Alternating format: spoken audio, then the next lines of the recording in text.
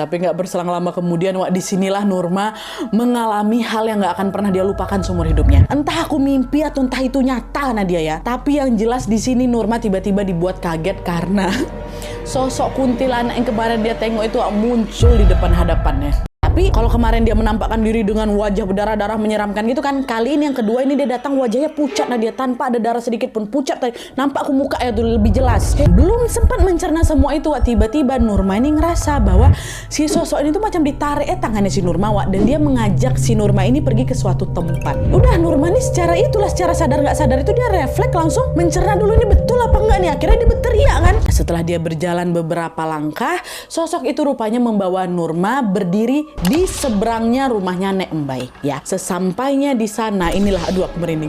Sesampainya di sana, wak, Nurma tuh tiba-tiba melihat suasana sekitar yang tadinya siang menderang tuh tiba-tiba langsung gelap. Dan di sana lah, wak, dia melihat ada seorang pria berseragam loreng, wak. Dia datang nih ke rumahnya si nenek. Ini di penglihatan si Nurma ya. Pria itu lalu diketuknya lah pintunya si nenek. Dibukakan sama Nek Embai, masih hidup Nek Embai itu. Nah inilah di penglihatan si Nurma tuh kan. Dibuka pintunya. Terus Nurma juga dengar si laki-laki ini ngomong, "Nek, maaf mengganggu malam-malam, istri saya mau melahirkan.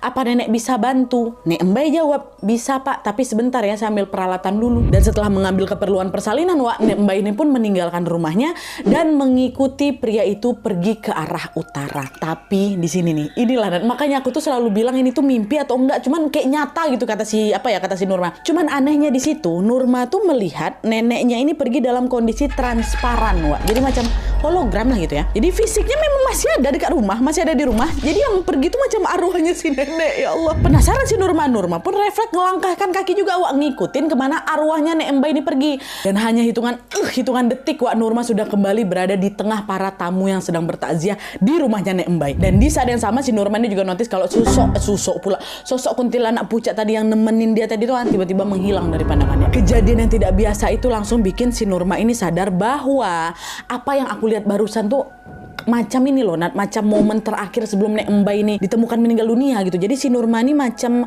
dikasih penglihatan gitu lah kan sama kuntilanak pucat tuh. Terus karena khawatir penglihatannya itu benar soal si nenek ini pergi sama si laki-laki berloreng tadi, wak, Nurma ini pun segera langsung hampirnya mamanya Bu Eis. Dia bilang, Bu, yang meninggal nih bukan Nek Embai, Bu. Nenek yang asli lagi pergi sama pria baju loreng ke arah utara gitu. Gak percayalah mamaku, Nadia, kamu nih ngomong apa sih?